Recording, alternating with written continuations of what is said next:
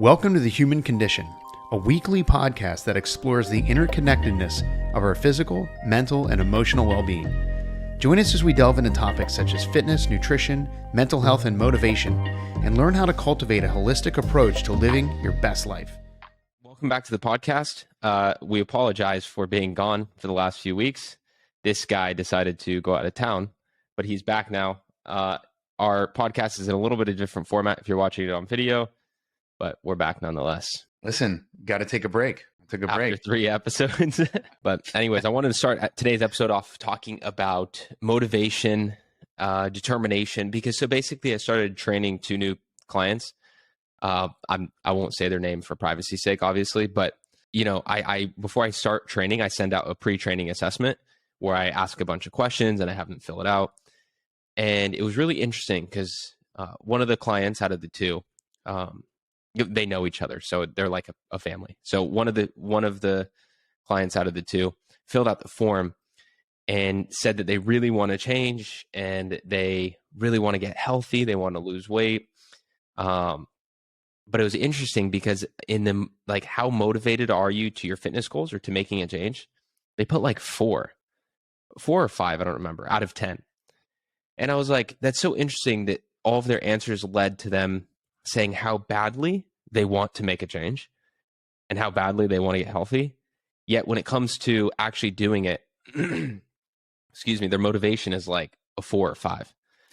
It sounds like they barely had enough motivation to fill out the form. When it's that low. No, they had a ton of, the form was filled out super thoroughly and it was really filled out. It was just their motivation to get started. Like, it's something they struggle with. It's a barrier. Yeah, no, I get it. And realizing that it's even people who want to get into fitness, oftentimes their main barrier is getting started. It's motivation and it's how to get started. So basically it's like a lack of motivation that's holding them back from actually getting started. And that's what I realized viewing those forms. So I wanted to talk about really like practical ways that people could apply when it comes to getting past that first brick wall of getting started. And then after that, techniques that you could use in order to keep going and keep it up. And I think the first thing is to talk about, rather than motivation, determination, because motivation comes and goes. Like, we just went and saw Creed. When you go see Creed, you're motivated to go work out after because you see everyone's insane physique, but that carries through for 2 days and then you're not motivated anymore. But when you have determination, it'll keep you going. So how can you develop determination in order to get started? Motivation to get started, determination to carry you through. Well, you know, look, I know it sounds strange, but for me, what got me remotivated is the fact that, well, not remotivated, but like motivated, period, was I would find something, because, you know, I have habits that I've always had, right? I wake up, first thing I do, drink some water, and then drink some coffee. And then with my coffee, I will decide what my next move is, depending upon the importance of my schedule. But part of that coffee experience for me was to listen to the videos that get me motivated, right? So totally. I would listen to the video that wasn't like a hard lift for me. You know, like any of the videos, you know, whether it be like a Huberman or whether it be like some kind of motivational thing to work out or some kind of benefits that I want, and it reignites and it reinstigates my motivation, and I'm getting it on the back end of coffee. So I'm like, all right, yep. Now I'm like ready to run through walls. So totally. What I did was I use that kind of like daily onboarding to be something that's like super easy to do, right? To get on. And I have kind of a list of people that I'll listen to or things that I'll listen to, because I'll wake up and just be like, look, it's nothing for me to like hit play. And then by the time I'm done, I'm like totally remotivated. And I think that's what a lot of people need, is they need that onboarding, because it's really hard to wake up like raw and be like, hey, I'm going to just start working out right now. Like, I've always struggled to understand where the motivation comes from. Who, you know, when you listen to like guys like Rogan, who get up at like 4 a.m. or something crazy. Well, yeah, I mean, I get up not that early, but I get up pretty early and go straight to the gym. But that was definitely something that I had to build towards. It wasn't something that I started doing. Yeah, I first developed the habit. But what I would say, in what I said to the client I was working with, because usually the people that like inquire to train with me, they're usually interested in some sort of resistance training type training, losing weight, gaining muscle, body recomposition. So in this case, it was like, okay, well, in order to get motivated and to get started, I said, make sure, obviously, you're doing the right thing. You're getting a plan made, right? Because that's one thing people do is often they'll go to the gym and they won't have an ideal plan, and they'll just do whatever they feel like. That's why you see newbies always doing bicep curls and bench press, and that's about it. Because they're just like, okay, these are the workouts I feel like working out right now, and they don't have a plan to follow. And that's a one-way ticket to failing at the gym pretty quickly. So the first step for sure with these people are taking the right first step by working with me, because I'm giving them a tailored plan for them to follow and exactly a step-by-step on how to do that. So that way, when they go to the gym, they don't feel awkward. They know exactly what they're doing and how to do it. And that's a great first step. And then after that, my advice is to do habit stacking. So I've talked a lot about triggers, setting up triggers in your life to create and maintain habits. But habit stacking is a little bit different. And what I mean by habit stacking is like, okay, so when I drink my coffee, I'm going to then, right after I drink my coffee, put on my shoes. And then after I put on my shoes, by doing that, I'm going to grab the keys and then walk out the door. Like, obviously, that was a pretty lame example, to be honest, but there's some really good examples of habit stacking. And there's a book I'm reading at the moment called, some people call it the Bodybuilding Bible, but it's called Bigger, Leaner, Stronger. And it's absolutely a stellar book. I recommend it. But he talks a lot about habit stacking and how it's really monumental in helping you maintain not really necessarily get started, more so maintain your fitness and nutrition goals. Because basically you're like, once I do this, the cause of me doing this will be this. So the cause of me drinking my coffee, after that, I'm going to physically make the cause, me putting on my shoes to leave to go to the gym. You know what I mean? Mm-hmm. So I recommend habit stacking once you already get past that first session, when you're already in the trenches, to maintain some longevity or stay determined throughout the process. Yeah. And, look, on top of instead of the stacking, I think I was just more sequential, right? I start with this. I guess that is sequencing, because you're doing one thing and then the other, but I was just more gradually increasing and doing things that would gradually increase my motivation, right? More than, kind of like what you're talking about seems a little bit more regimented and I don't know if you're going to tie your right shoe before your left shoe kind of thing, but no. I'm just looking at it from man, I'm drinking coffee and I'm watching something motivational. And when I know I'm finished watching that and I know I'm finished drinking coffee, I got a lot of energy, I'm hyper, and I'm pumped.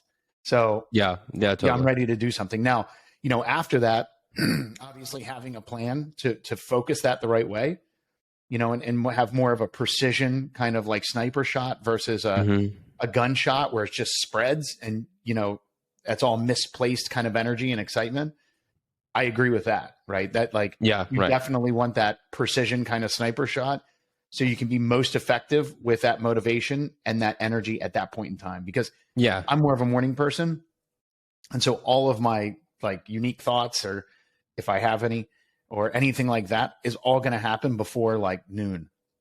Right. After that, I'm a decline for the rest of the day. And very rarely will I have a resurgence in the evening. But so that's something I don't, usually it's all morning driven for me. Yeah, I get that. And I'm very similar. I'm very much a morning person to do all that stuff. But so to get started, I would say do habit triggers, which we talked about in a previous episode. Mm-hmm. Set out your workout clothes by your bed, make your protein shake the night before. That way everything's seamless and easy. And then to stay, keep these habits long-term, I would recommend implementing habit stacking. But the other thing that I really like on top of what I just told you is that's where, whether it be timed eating, intermittent fasting, whatever you want to call it, is really beneficial too, because, I like to do 16 and 8. I've been doing 16 and 8 for a long time. And when I wake up in the morning, coffee does not break my fast. And call it 12 hours into a fast at that point. If I stopped eating at 8 or whatever the case may be. then what I do is I say, listen, I need to, because you do get a lot of fat burn when you at least do cardio in a fasted state, from what I've seen. Yeah. Yeah. And so studies do show that. right. And I know my hunger onset is going to happen because my body's timed that way. So I also put some pressure on myself in the sense that, like, yeah, I'm excited, I'm motivated, I've got energy. But by the way, if I don't do something now, I'm going to end up eating, and then I'm really not going to want to do something.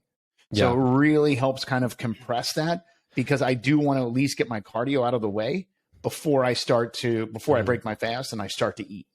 So there's some really interesting research that Michael Matthews, the author of Bigger, Stronger, Leaner, or Bigger, Leaner, Stronger, whatever it is, the author of that book, he talks about fasting and all these other fad diets, because fasting is considered a fad diet. It's not a fad. People have been doing it thousands of years, but whatever. But it's in the category of fad diet. And I mean, I do believe group on the planet's does it. I do agree with some of the benefits of fasting, but there's been studies to show as well, and he breaks it down in this book, of how sometimes, especially with people who struggle with weight loss, sometimes fasting's not the right way to go, because what happens is when you starve yourself or you fast for a certain amount of time, and then you enter into your first meal, there's been tendencies for people to end up overeating because of the amount of hunger they feel and the lack of control when it comes to portion controlling. So I'm not saying fasting doesn't work. I do believe in fasting, and there is an overwhelming amount of research to show that fasting does in fact work, and does in fact, boost your metabolism, increase the loss of brown fat, and all that. But well, you mean the gain of brown fat, right? But what I was going to say was, the problem is that's for a diet, I feel, for more disciplined people, because when losing weight, if you're new, you usually have a lack of discipline, and you usually lack the ability to do portion control. So what he was saying, and there is studies to also back what he was saying as well. So fasting does work, but usually with people who, especially obese people who are trying to lose weight, when they go into fasting, and they, if they're fasting from 10 p.m. until 1 or 2 p.m. the next day, and then they enter into their first meal, it is statistically likely for them to overeat immensely versus if they had taken a small breakfast with high protein, low calorie to keep them satiated longer, in turn actually being more beneficial for them. So I feel like when it comes to fasting, based off of that research, it really depends on the person's current situation, like all of fitness and nutrition, and it also depends on their ability to, or their discipline, their self-discipline. Well, I would say three things to that point. Point number one is, I don't think the word fasting is the right fasting, right? It's time eating intervals, because, fasting could suggest like a 24-hour or 48-hour or some long period of not eating. Sure. What I'm saying is having periods of eating, defined eating, and periods of not eating in any one day, because your body needs time in order to digest that food thoroughly and properly. And when you're constantly eating or constantly snacking, your body doesn't have time to do anything but constantly digest food, right? It's constantly going through its thing. So that's number one. So I look at it more of like then that's what I like about even like, Huberman's example of it, because whether it be animals, studies, tests, whatever, or people, that's beneficial for your body to have time to not be working on digestion, but can work on other things in your body. That's absolutely. And that's exactly why I tell clients I work with, even like the two I just came on, I told them, they're like, I want to do intermittent fasting. I think I should help me with weight loss. And I said, have you ever had problems with portion control? And they're like, yeah, all the time. And I said, then don't do fasting. But because exactly what you said, don't eat 2 to 3 hours before bed either, because I want you to have enough time. I want you to after you wake up, 2 to 3 hours after you wake up.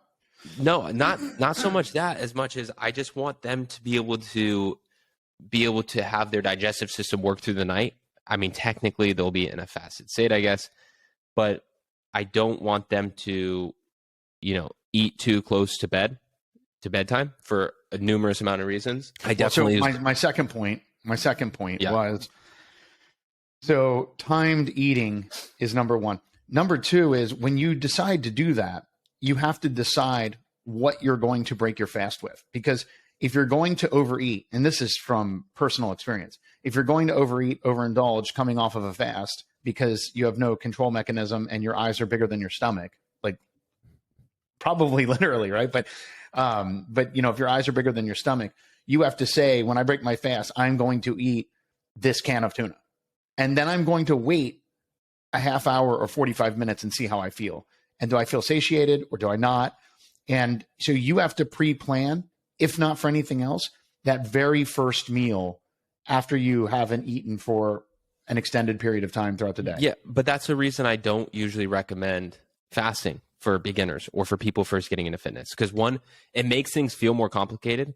And two, 90% of the time, they don't have the self-discipline to be able to do that. Well, but again, I mean, it's all how you qualify it on the front end. So if you come in and say, hey, listen, whatever you want to call it, intermittent fasting, timed eating, whatever the case may be, within a healthy area, at least to kind of start to extend those windows. When you are coming out of a window, all you really need to do is be most concerned about that first meal coming off that window.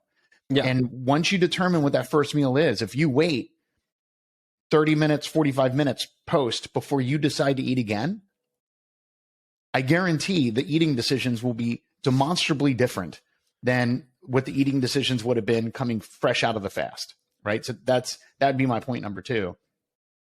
And my point number three, and this is a psychological thing, but it really helped me. And you're going to feel hunger pains.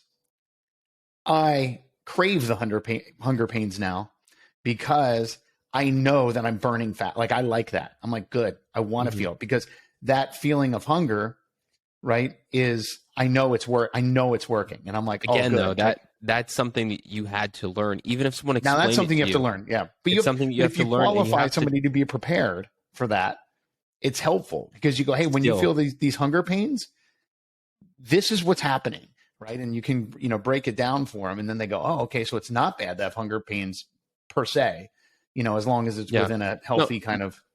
I completely agree with it, and I back the idea. But for people who are new, you want to make it as simple as possible and as easy as possible, because they're developing multiple habits at one. Because fitness is one and nutrition is the second. Those are two separate habits, and those are two separate things that are both hard to do and require a lot of self-discipline. Mm-hmm. So I try to make it as easy as possible by the first thing I say is, let's first dial in your training, and let's get you eating better, of course. But the goal is to make you fall in love with fitness. The goal is to make you fall in love with eating healthier, feeling healthier, and looking better. Now, if that means you need a few cheat days here and there, then by all means do it. But because I'd much rather you have a few cheat days and fall in love with it and stick with it for years to come than you go really hardcore, you crash diet, you go hardcore and train 5 days a week, and then you are so burnt out after a month, 3 months, that you completely give up on it, never do it again, and end up just gaining back the fat that you lost, the muscle that you gained, you're going to lose it, and then it's going to be harder to put back on and lose the second time you come back to it. So that's why I try to make it as simple as possible. And I say, listen, let's first just start out easy and simple. And then maybe a month down the road or two, once I see them develop self-discipline, once I see them develop good routines, then I would be more than happy and open-minded to introduce something like intermittent fasting. Yeah. Or time spatial eating. Time interval eating. Time interval eating. Right. Whatever. Yeah. Whatever you want to call it. Yeah, in any event, that's kind of what I liked, and that's what helped me, because it's easier to, in a lot of ways, to focus kind of more on the diet side when you're not able to work out, or you just don't, because I had no routine. The problem is, when I'm traveling, like I just was, I have no established routine in that environment, and therefore I don't do anything. I take the sloth path, right? I just it doesn't matter. I'll have a huge breakfast buffet, which I never eat breakfast, but today I'm going to eat like 5 breakfasts because that's just what I do on vacation. So yeah, that's not, it's not the greatest thing, which, trying to improve on that, but whatever the case may be. It's a very controversial topic. What I'm about to go into. Dr. Michael Matthews as well talks about, at the end of the day, losing weight, building muscle, gaining weight, it's really energy in, energy out, calories in, calories out. And I know, yes, it does get much more complicated and in depth than that. But at the end of the day, if you eat less calories than your body burns naturally, you're going to lose weight. If you eat more, you're going to gain weight, right? To keep it as simple as possible. So there has actually been really interesting studies. And if you guys want to read these studies, because I was just devouring these studies, I was so interested in these, I'll leave links below in the show notes. But one of them was, there was a guy who lost, I believe it was 30 pounds, eating McDonald's every single day, to prove the point that losing weight is about energy expenditure or energy in, energy out. So you can lose, my point of this is like, training and nutrition are so, people often group them together, but they're not, right? Because you can eat like garbage and still lose weight. But that's when it's like, okay, you don't want to just look better. You want to feel better too, right? Which is why you dial in your nutrition. And granted, nutrition does affect the way your body looks sometimes. The whole point of me saying this was like, you can oftentimes train and eat like garbage, but if you are eating slightly below your calorie maintenance, then you're going to lose weight still. I saw that guy on TV, by the way. And I saw... Who? The guy who ate McDonald's? The guy who did that. Yeah, but it's not just one guy. There's been a few different studies with different fast food restaurants and different bad foods. But it's all quantity. All he's doing is quantity. No, it's not quantity. The food's trash. It's not quantity. And you're still not getting any nutrients. It's not quantity control. It's calorie control. It's energy in, energy out. Calorie, quantity, tomato. I mean, look, if I eat half a burger, I have less calories, which means I have less quantity, right? So I guess. Yeah, I mean, but like the buns are full of sugar. Yeah, no, I'm not saying to do this. It's incredibly unhealthy. I'm just saying it's important to note.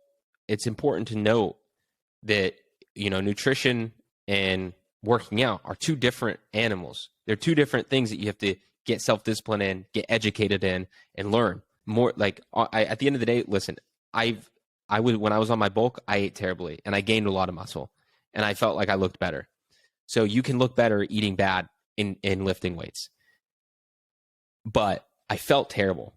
So nutrition is really, it's that like missing part when you start working out. Well, it's the nutrition that makes you feel good, brings you more energy, better mental clarity. But it's important to note like that they each take their own self-discipline and they're their own animal. They're both so difficult to do.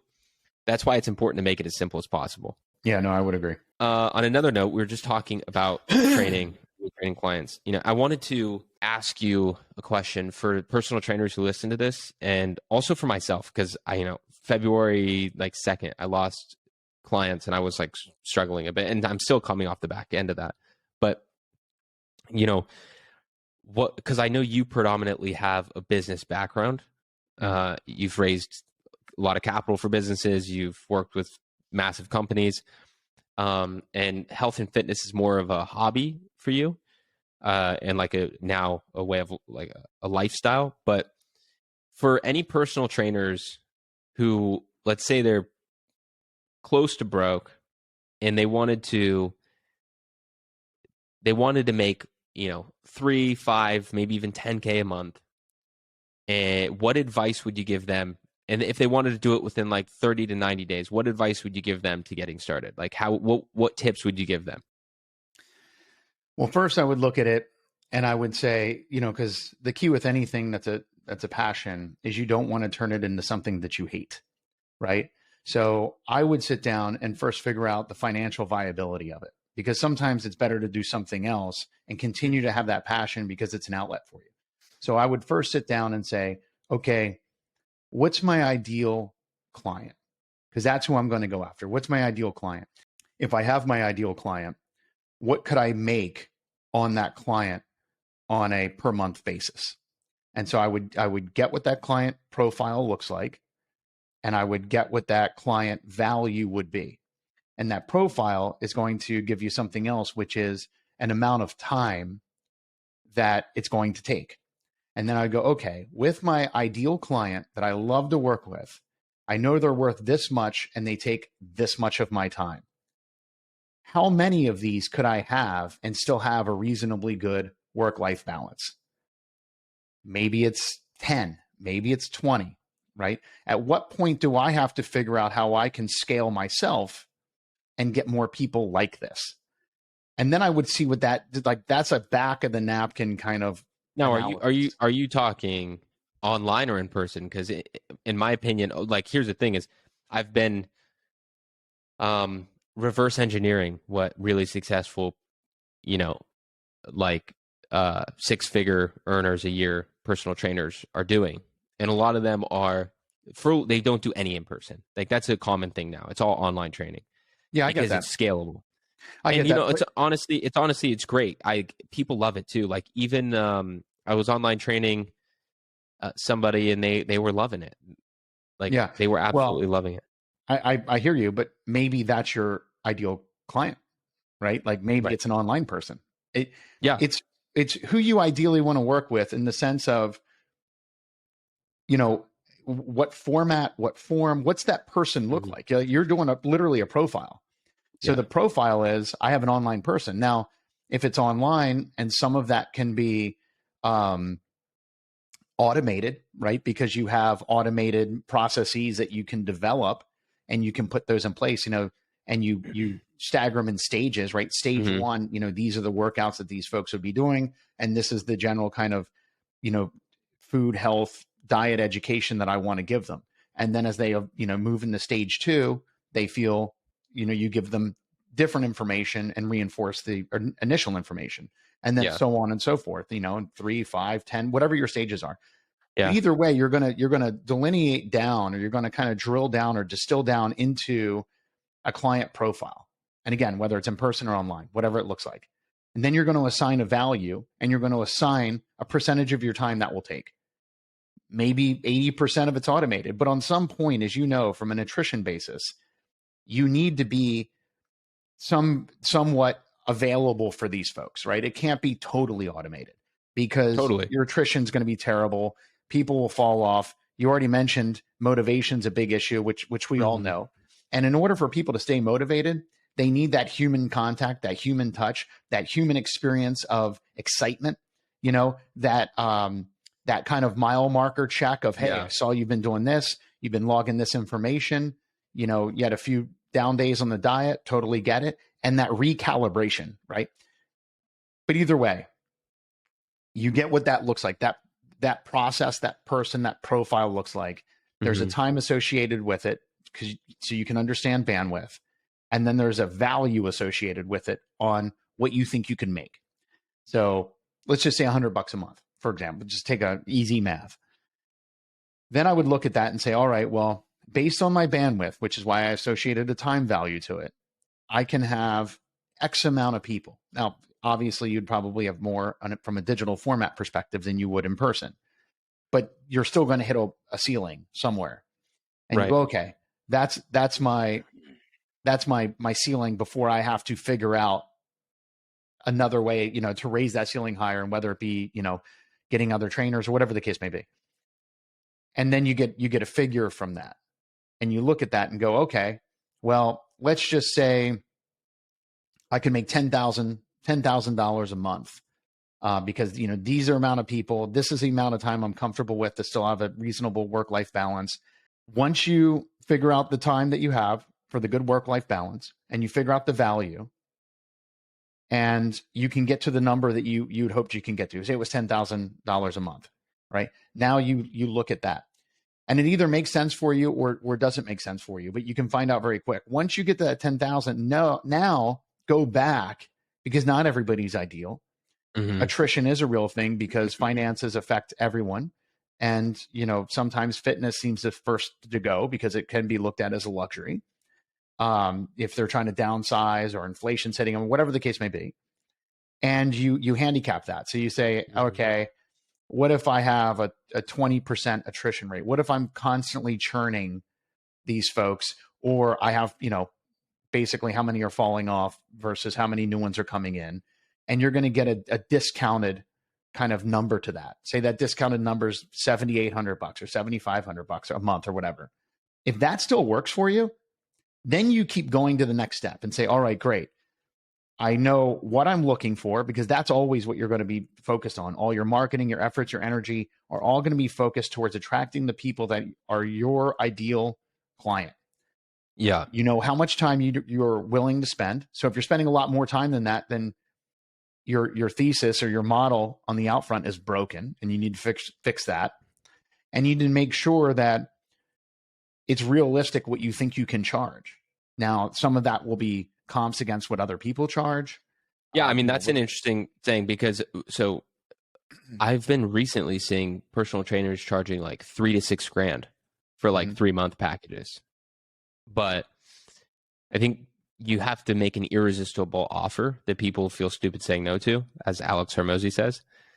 And what they do, I'm not sure exactly what their offer is to do that, but they're closing clients, which to me, it's like, whoa. Like, listen, of course they're going to say they're closing clients, and maybe they are. I don't know. But I will tell you this. You're doing this for the reasons of the fact that you want to do this. And you've already have a basic baseline analysis to figure out if that financial model works for you, right? In order to deploy your time, effort, and energy into producing something like this. Right. Once you have that, then you really kind of have to put on your blinders, right? And not look at what everybody else is doing, because it doesn't matter what they're doing. Yeah. And can't listen to, because a lot of the hype and excitement, like if you're considering a $3,000 package, for example, do you think they're going to be like, hey, you're the first guy to do this? Amazing. So stoked to have you on board. No, they're going to be like, yeah, a ton of people do it. You're making a great decision. You're in good company. So part of their marketing is the fact that they're telling you that people are doing this. Well, I'm not saying that their marketing is to teach you how to do it. So who knows? Okay, well, then there you go. Which means that they actually don't have a bunch of those folks doing it. Their monetization is to get people who want that. And in some cases, maybe easier, maybe more profitable, and maybe easier to automate as well. Because we're talking about automating, regiments for people to adhere by. But look, there's a lot of issues with that, because motivation factors do change, financial factors do change. And, in a down economy, people are always trying to find ways to make more money and elevate and go to the next level for themselves. And so, you're willing to invest $3,000 in yourself for something that you think you're going to make hundreds of thousands of dollars from, more than you would be investing in yourself in a lot of cases for people. This is the general public I'm talking about.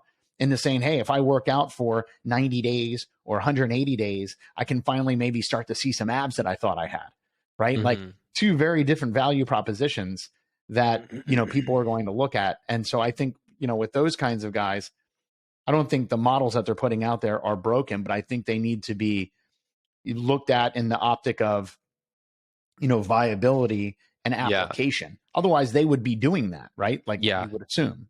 So my struggle has been, and I'm sure other personal trainers who listen to this can, relate, is I sat down and was like, okay, well, personal training, obviously it's something I love to do. I want to do. I love fitness and I love helping people. Yes.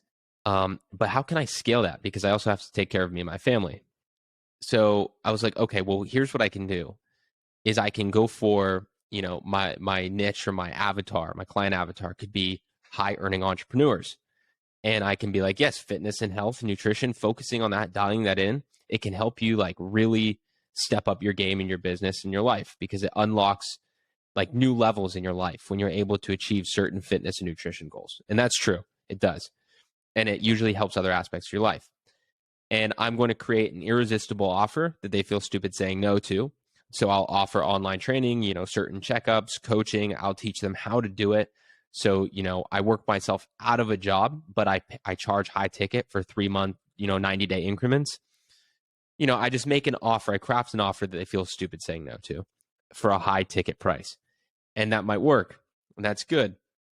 I get a ClickFunnels account. I set up a funnel. and then I do reversal. I do risk reversal, where basically instead of, they pay me an upfront fee out of the total fee, and then they pay on results, right? A results per basis. And that way it's like, okay, after month 1, once you hit this fitness goal, you pay me X amount, right? And then once you get that fitness goal, you pay me the X amount until we reach the final number. And if you don't reach it, you don't pay me. Like, that's how confident I am, in working together. I was going to say, but the problem with that is, one, those aren't really the people I want to be working with. I want to be working with people who like are at rock bottom in their lives, and like who are really like, where if I come in and help them get in shape, like it will literally save their life, because they're either ridiculously overweight, they're super depressed because of the way they look, like those are the kind of people I want to help. And usually those aren't the high earning entrepreneurs. You know what I mean? They're usually, a little bit less on the income side. They're like at rock bottom in a lot of aspects of their life, and they can't afford anything more than like $80 a month. You know what I mean?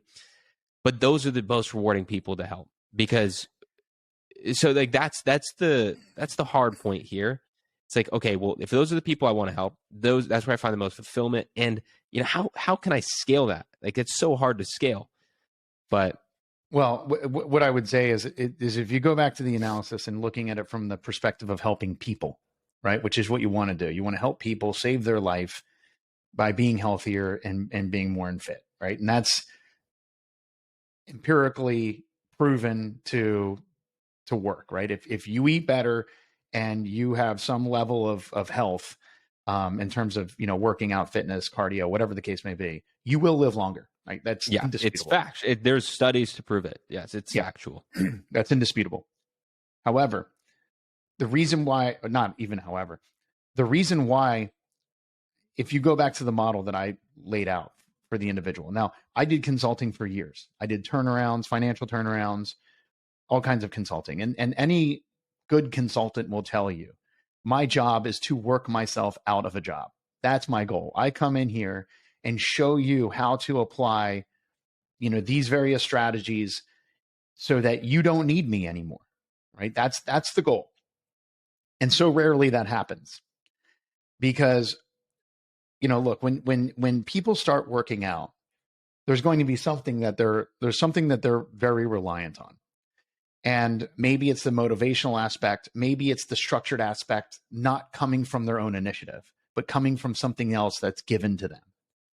And, I think that's where, because look, you can go sign up for a great fitness program. And after a certain amount of time, you can just go do it yourself, right? You know the formula that they have, because you're like, I've been doing this for 3 months or 6 months. Right. And like, now I start to see where the repetition starts to happen, and I see, I understand the program, right? But what happens is you become a pacifier in a way for these folks, because they rely on that structure, on that program. Like, a lot of times I've gone in to consult, and almost every person says, can I just hire you?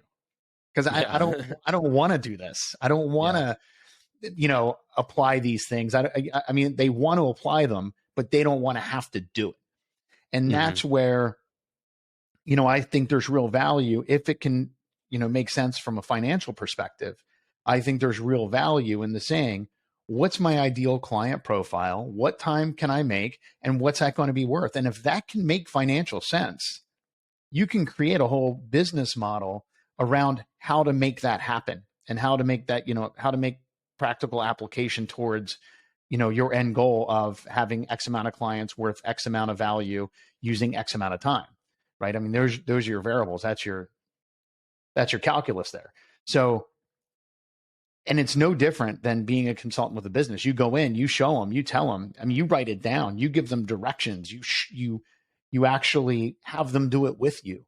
You do everything, and they still want to hire you at the end. So I see this in almost direct parallel in a lot of ways.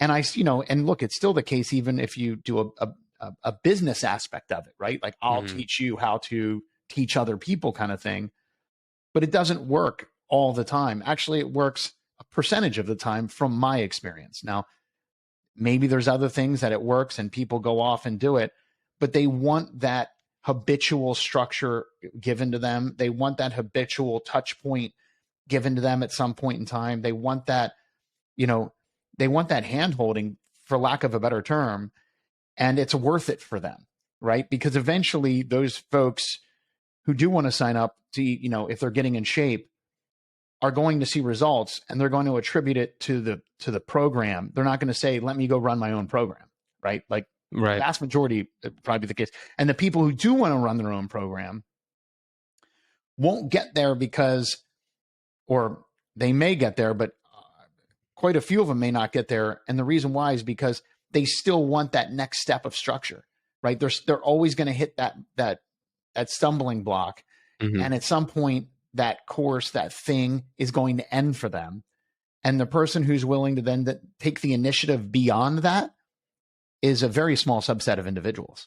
So for me, I personally like working with the individual who's actually just trying to be fit, be in shape, have a good diet regimen, like those folks, because that's what they want. That's what they're looking for.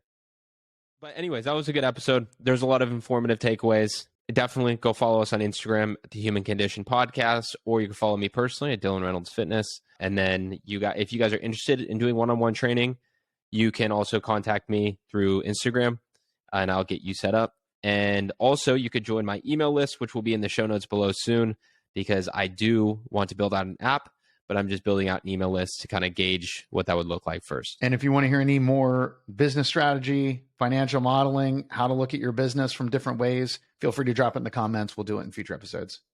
Awesome. Sounds good. And we'll see you guys in episode 5.